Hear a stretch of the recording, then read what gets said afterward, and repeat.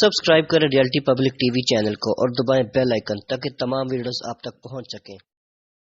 अगर आज से लाखों साल पहले की बात की जाए तो जमीन पर कुछ ऐसे जानवर थे जो साइज में बहुत बड़े पाए जाते थे। इसके साथ साथ कुछ ऐसे जानवर भी मौजूद थे जो अब जमीन पर नापैद हो चुके हैं, यानी उनकी नस्ल मुकम्मल तौर पर खत्म हो चुकी है।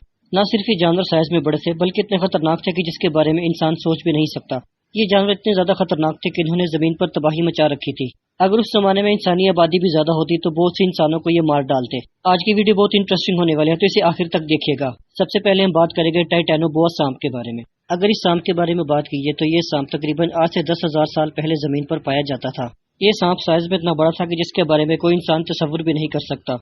ये सांप आज के एनाकोडा सांप से तकरीबन 20 गुना बड़े थे। ये साइज में इतना बड़ा था कि ये किसी भी बड़े जानवर को अपने अंदर जकड़ कर मार दिया करता था और फिर इसे निकल जाया करता था। जो जानवर भी इसके चुंगल में फंस जाता उसका निकलना नामुमकिन हो जाया करता था। टाइटेनोबोआ की आम लंबाई तकरीबन 50 फीट तक हुआ करती थी।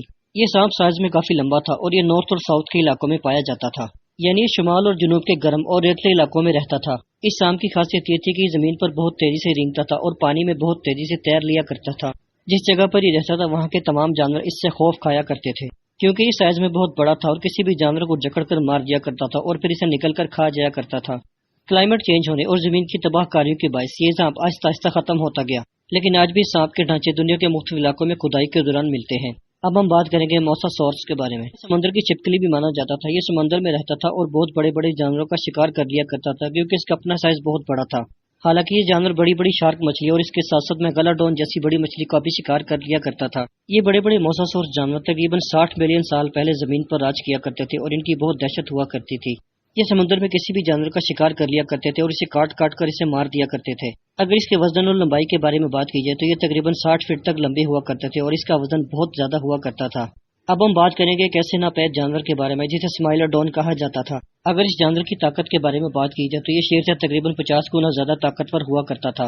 इसके एक पंजे में शेर से तकरीबन 5 गुना ज्यादा ताकत हुआ करती थी। अगर इसकी लंबाई के बारे में बात की जाए तो इसकी लंबाई तकरीबन 100 सेंटीमीटर तक हुआ करती थी। इसका सबसे बड़ा हथियार इसके मुंह में मौजूद 2 लंबे लंबे दांत हुआ करते थे, जिसकी मदद से ये किसी को भी चीर फाड़ कर दिया करता था।